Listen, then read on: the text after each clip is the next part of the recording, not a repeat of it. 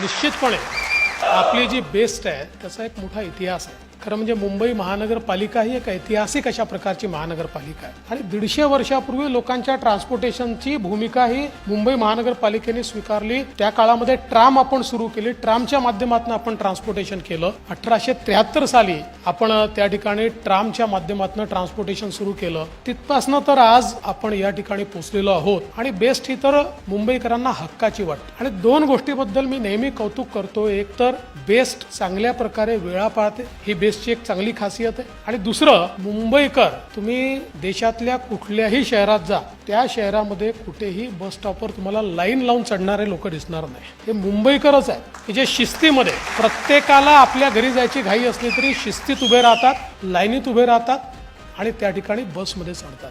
आणि ही एक प्रकारे मुंबईची लाईफ लाईन आहे.